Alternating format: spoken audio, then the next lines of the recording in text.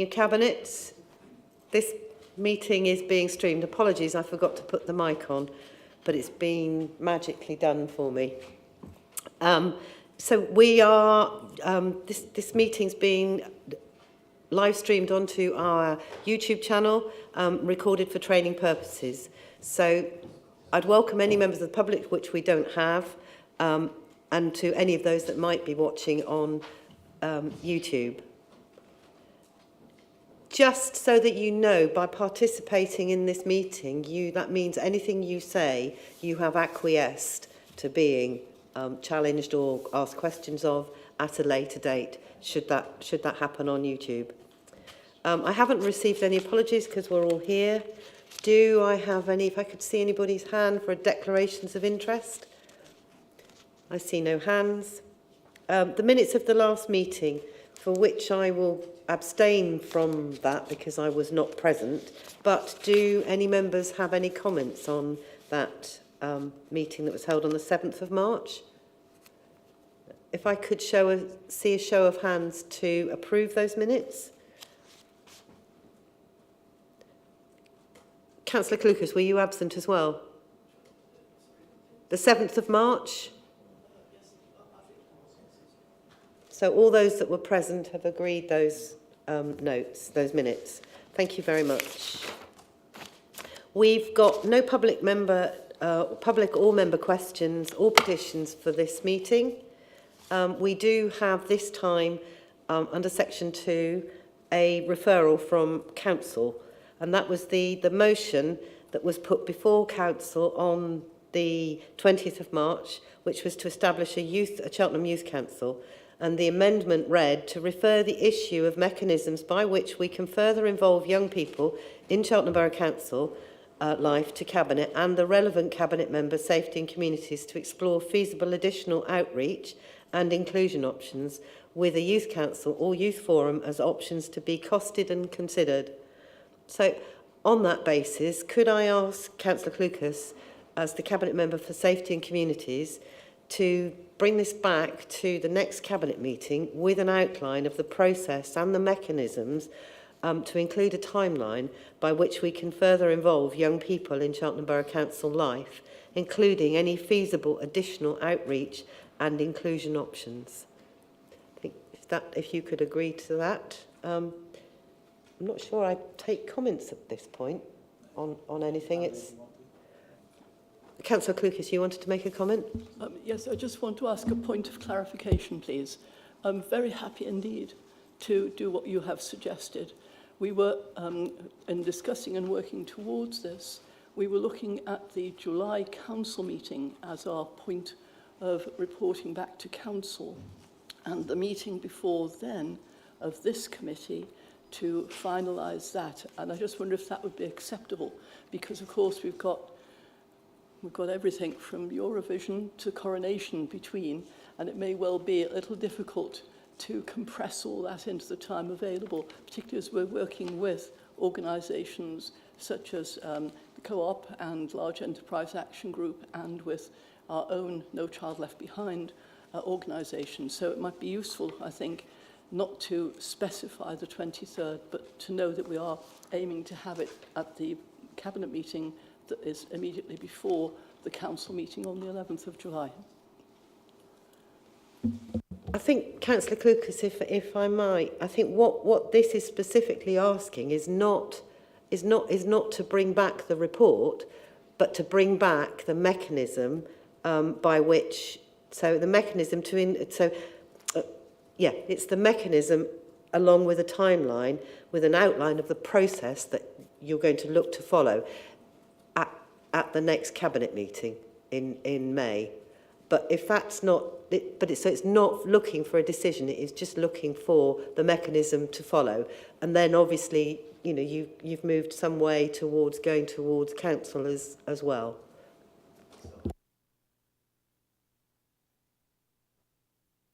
This is where we're going. That is.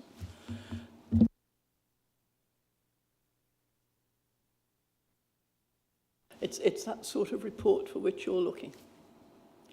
In that Absolutely. case, It's not a definitive report. It's just a process by which you're going to bring it back to inform council. I'm sure we can do that, Chair. Yeah, thank you. Thank you.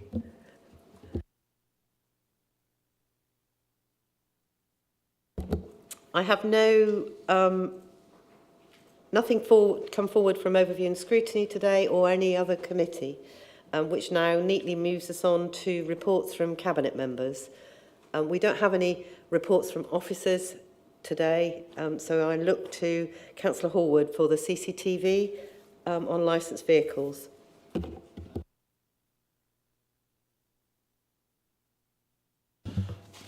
Thank you, Leader. Yes, this is something that Cabinet has considered before, which is the process of thinking about introducing closed-circuit TV in the cabs of licensed vehicles.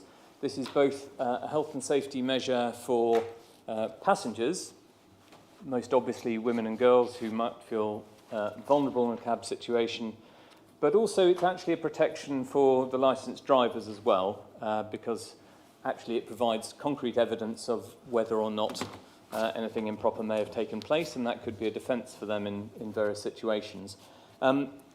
The outcome of the consultation was, I think it's fair to say, modest in scale, although thank you very much to all the councillors who responded to it. And actually, it is, though, overwhelmingly positive. So all this paper asks Cabinet to do is to note the consultation feedback and to approve moving on to the next step, which is looking particularly at technical specifications and trying to set out how a specific policy would look, and doing particular consultation with the licensed trade, because in fact the response from the licensed trade itself was more modest than we would have wanted ideally. So there will be, it's basically giving the green light to proceed to the next step and to look at this in further detail, but no absolutely final decision is being taken tonight. Thank you, Leader. Thank you, Councillor Hallwood. Any member wish to comment on this report? No, if I could see a show of hands, then thank you very much. That's unanimous.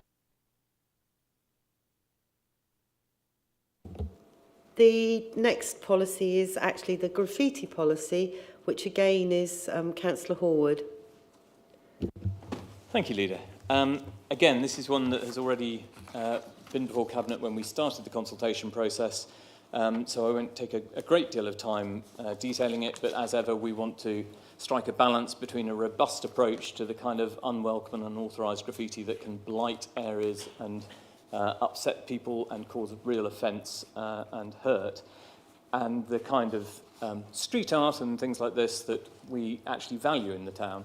And there is, of course, the Cheltenham Paint Festival as a great example of how that can lift areas and contribute to the well-being and to the look of an area. And in the consultation, we had very helpful feedback in detail from the police, from the Civic Society, and indeed from the Cheltenham Paint Festival, from Andy Dice-Davis, who I have to say is an inspiration and a really tremendous character. And he gave some very specific ideas and thoughts on this, which we have tried to incorporate. Many responses from the consultation, but I welcomed his in particular. Two particular ones, actually, I'd highlight just before I sit down. One is the overall change in the title, which now talks about unauthorised or unwelcome graffiti as opposed to just graffiti, because the technical definition of graffiti could include the Banksy, for instance, which we wouldn't have wanted to remove within 14 days under any circumstances. And in fact, we spot listed it. And the other small change that Andy suggested was that we took out the reference to causing political offence, which actually, as a Liberal, I think was exactly right.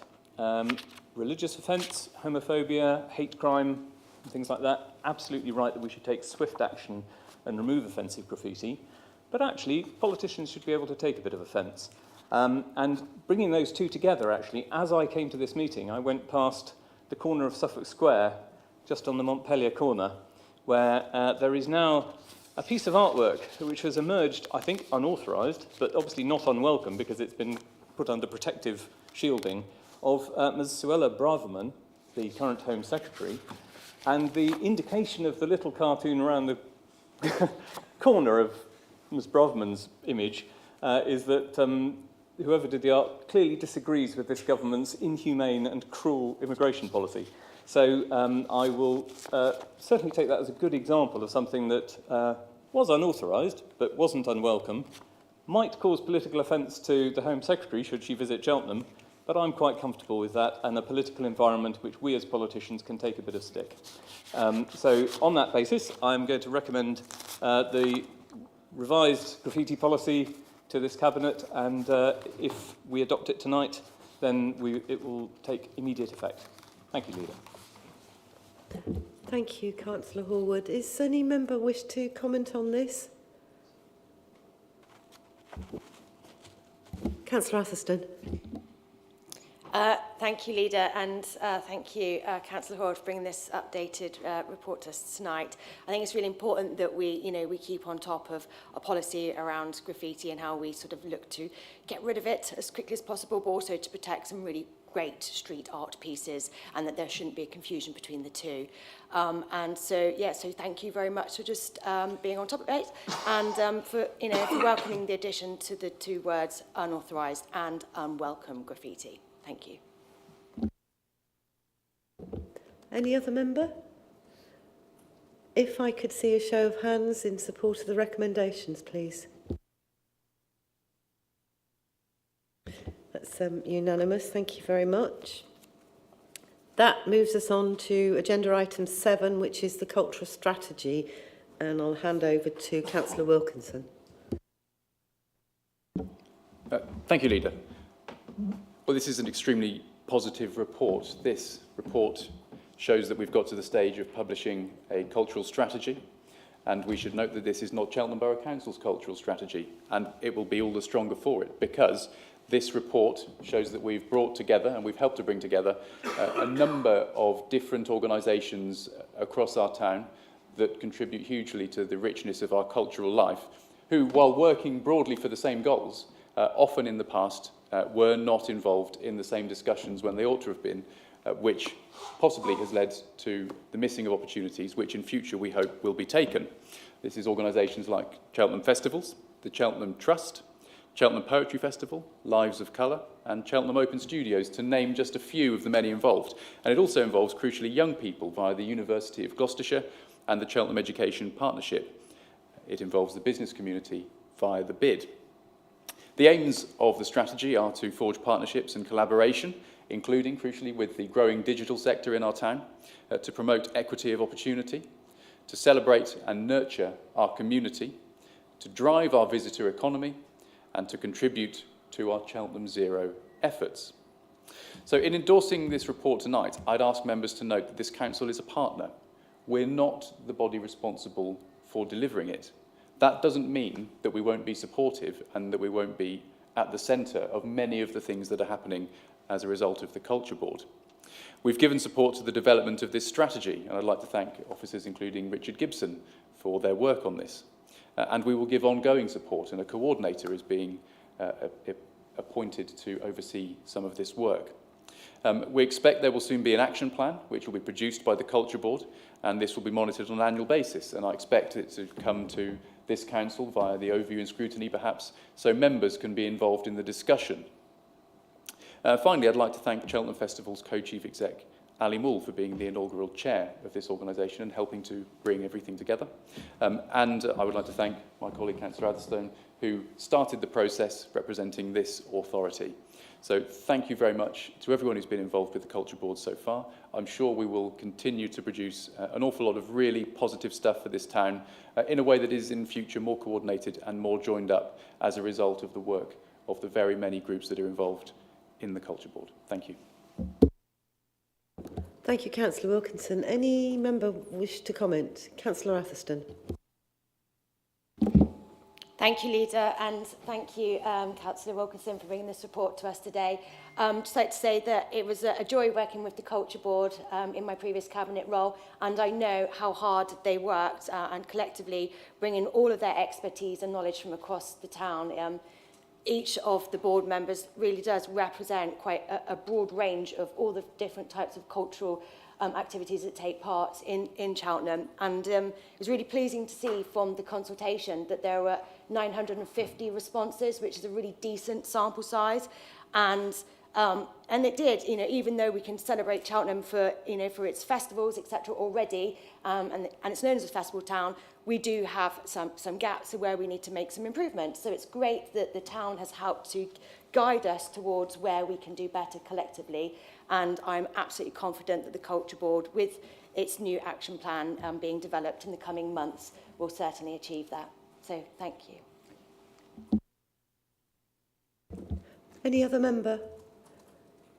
I'd like to just make a brief comment.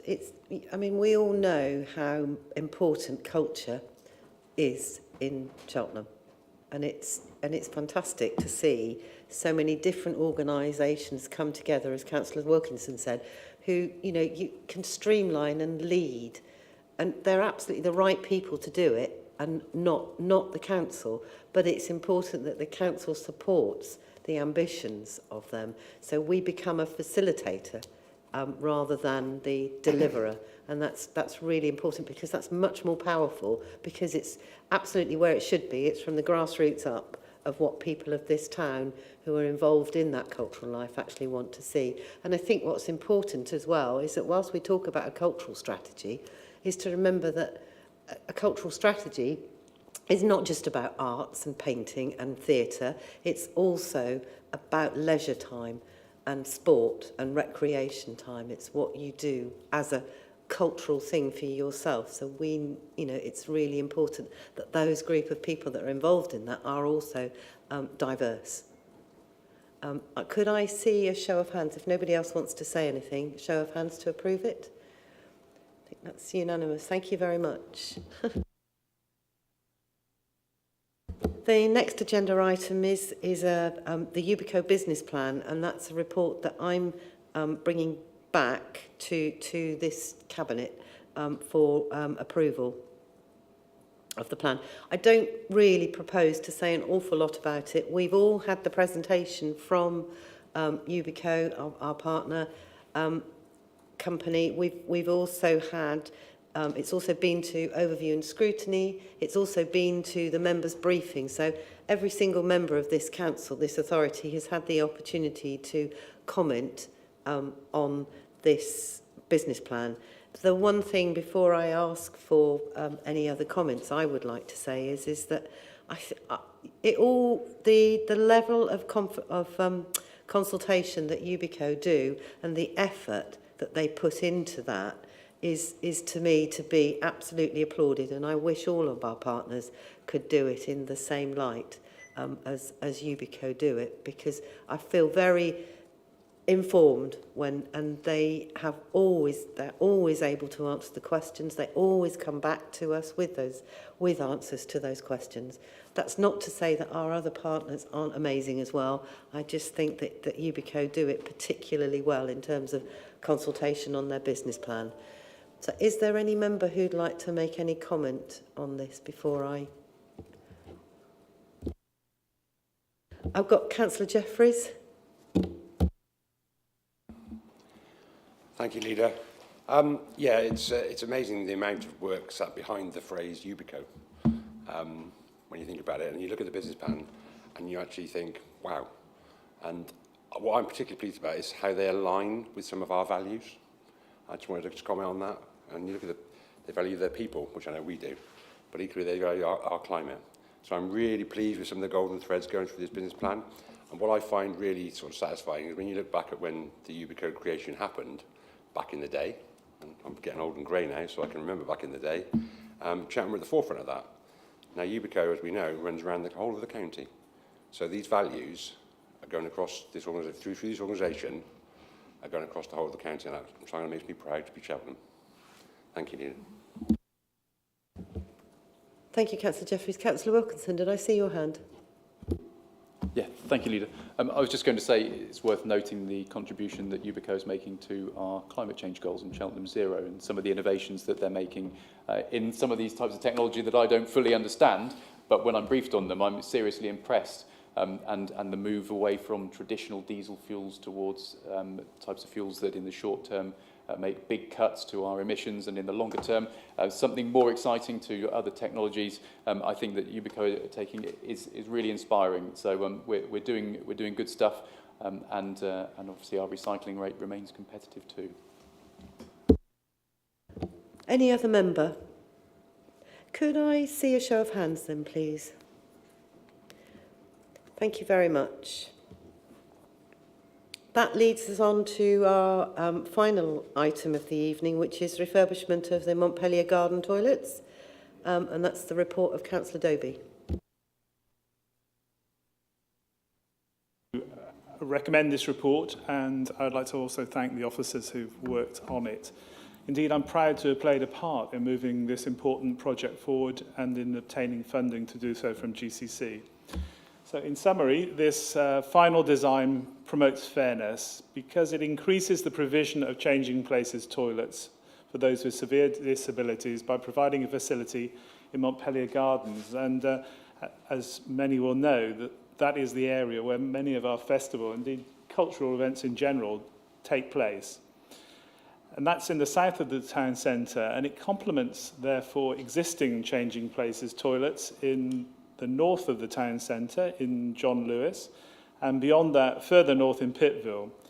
In the longer term, we hope indeed to provide more changing places facilities. But meanwhile, besides the new changing places toilet, this design further doubles the number of standard disabled toilets. It provides more female toilets, and now there's parity in total between male and females for the first time. There are 2 gender-neutral toilets for the first time. And finally, it provides a general refurbishment of an important toilet block. So I do commend this to my colleagues and hope that you will back it and we can move it forward. Thank you, Councillor Doby. Would any member like to comment on this report? Councillor Atherstone. Thank you, Leader. Thank you, Councillor Doby. And also, yeah, just to reiterate, I think it really is brilliant that there is an equal number of both female and male toilets. And as you mentioned also, that there are 2 new gender-neutral toilets. And I'm really pleased to see that there isn't just a family room in the female toilets, but there's also a family room in the male toilets. So equality and equity. Thank you. Any other member? Councillor Wilkinson. Thank you. This isn't a direct part of the war on we, but as somebody who is associated with that campaign, I feel obliged to comment.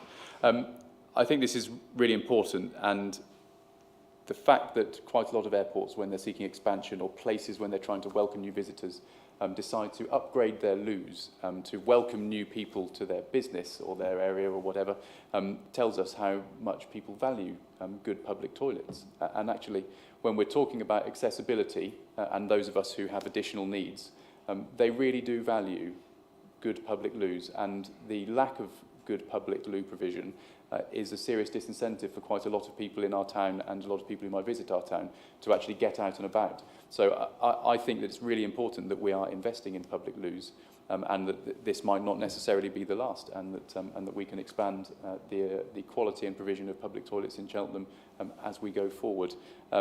And you know, I have my thoughts on where we might make upgrades, but I will leave that to future decisions. But I think it is really important that this one, which is one of our sort of flagship areas, and that will be used by an awful lot of visitors, will be brought up to standard in a way that we can be extremely proud of in terms of equity, equality, and accessibility. So thank you very much, and well done to Councillor Dowie for bringing this forward and driving so hard on it. Thank you, Councillor Wilkinson. I'd just like to make the comment that actually, you know, is to thank Councillor Doby for pushing ahead with this. I think one of the things that we have to remember is that public toilets are actually not something that this authority has to provide. But we've made a conscious decision as an authority to invest where we can, and invest and improve. And given our financial situation, it's about, you know, we can't do it all, but we definitely listen to our residents and our businesses that help us set our priorities as to where we put the limited financial resources that we've got to invest in. So this is a really welcome addition. Can I see a show of hands from everybody, please, to approve that? Thank you very much. That leads us on from all the formal reports now to briefing but from Cabinet members. If I start to my left, Councillor Lewis. Thank you, Leader. I just firstly wanted to congratulate her on her return to Council. While she does look good in anything that chair does particularly suit her, and it's an absolute delight to have her back where she belongs. So somebody had to do it, and I was going to embarrass her first. So we'd love to lead her. But I just wanted to comment on some of the really exciting things that have happened since we were last in this room. We took the carbon footprint to Council with real acclaim. It was a really great report. I'm really proud of what's in it, and I've had conversations on the street, weirdly, in St Paul's about this, going, oh, it's really impressive what we've done and what we're doing. And it's so nice for residents to have seen this, particularly in Gloss Live. Thanks to Carmela Garcia for that. It's just a really great opportunity for residents to feel like they're being listened to and that we're making meaningful progress in the climate emergency. And it's been a really nice report to have taken to Council. We've also got the Cheltenham Zero Partnership and this fun new freebie we've done for small and medium enterprises across Cheltenham, which is the Zeller tool. It allows businesses to understand their carbon footprint and opportunities to improve their carbon footprint, which has had a really strong take-up. And people really appreciate how we're supporting small businesses across Cheltenham, and I think it's great. It's a really strong contribution. And I just want to thank Pete, before he makes the comment later on, for his support on our ability to claim this exciting grant we've been offered for the Leisure at heat pump, because I think the Leisure Centre is such a fantastic site that we all love so much and under incredible financial pressures right now. So it's fantastic that the Council's been willing to put in the resources, time and effort to secure this grant and this new heat pump to protect a much-loved community asset. So big things in the climate team, but more importantly, we're protecting things that we love, and that's the best kind of update to be able to bring to Council. So thank you, Leader. Thank you, Councillor Lewis. Councillor Horwood. Yes, thank you, Leader. Yes, I bring news of COVID funding. Now, as colleagues will be aware, most of this, nationally and locally, has been spent.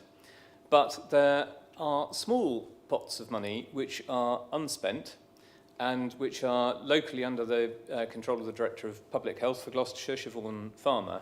And our public protection team, under Louis Krogh and Bernadette Reid, have applied for permission to use some of that for a project to specifically raise awareness of local air quality issues among pupils, families and staff in schools.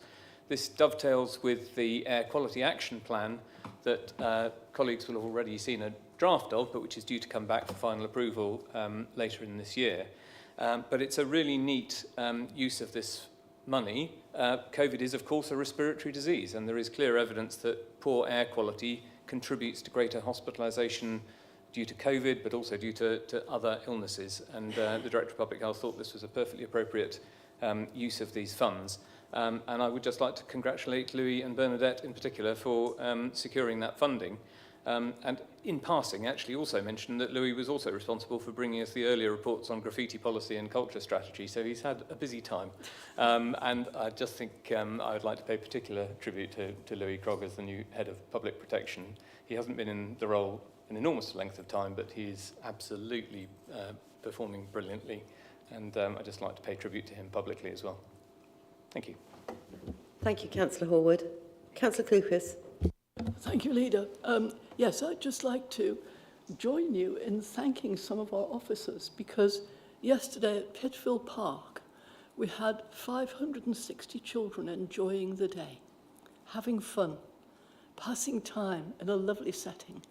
And over the next few months, we will be doing that on a range of occasions, so that by the end of the summer, several thousand children will have been actively involved in that. And I want to say thank you to Tracy Brown and the team, because without the work that's gone in, that would never happen. And for bringing money in as well. And here I'd like to pay tribute to Kelly Patterson, who has actually managed to secure some £21,000 to work with 3 schools in Cheltenham to try to prevent those young people at risk of exclusion from being excluded.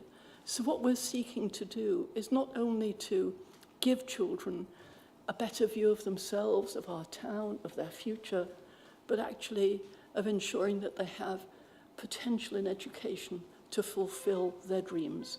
And I have to say, Leader, looking across the country, which you will know I do, I have now given colleagues and other local authorities details of what we're doing and how, because it's not happening anywhere else. And I have to say that's a tremendous thing to be able to say to colleagues here, you are doing something unique.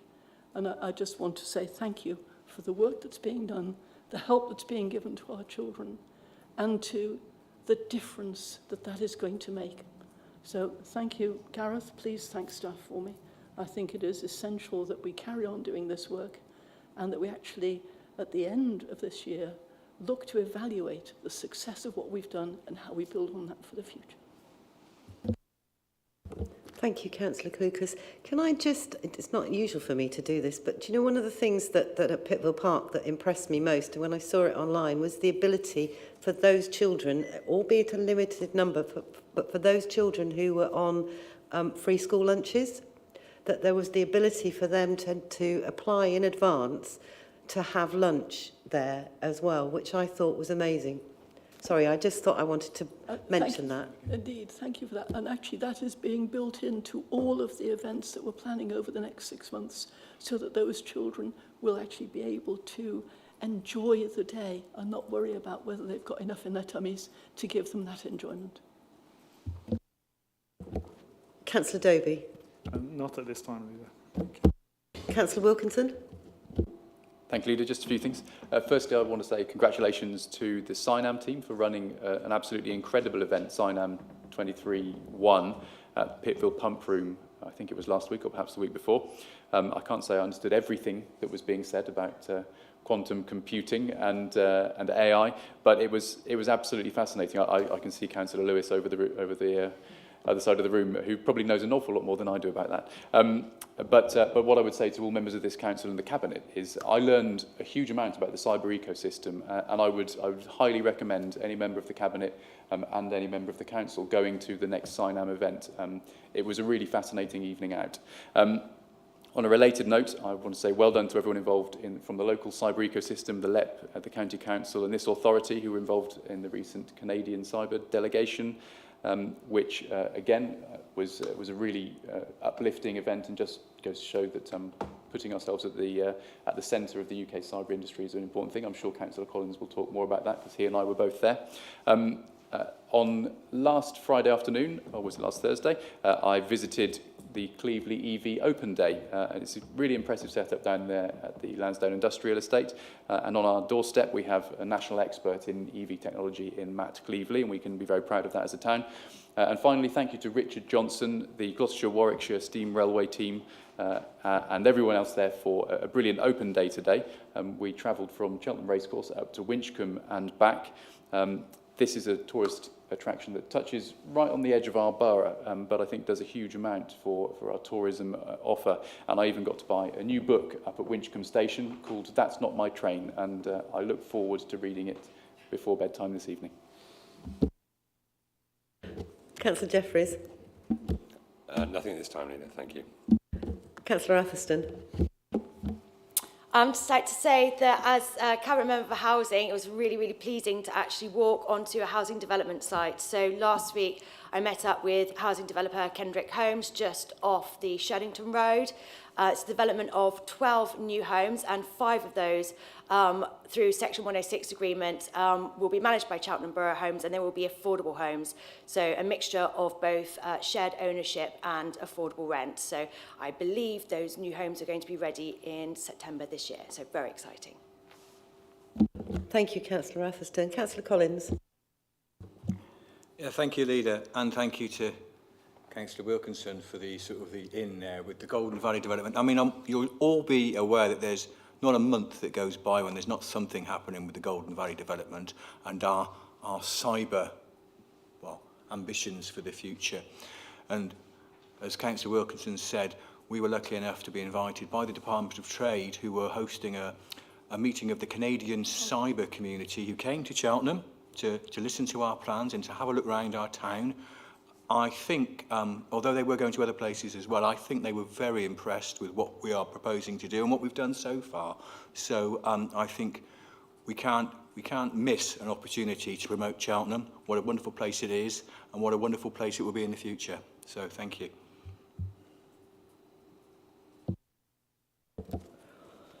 Thank you. I thought I'd actually got it to mention the event in Pittville Park on Sunday.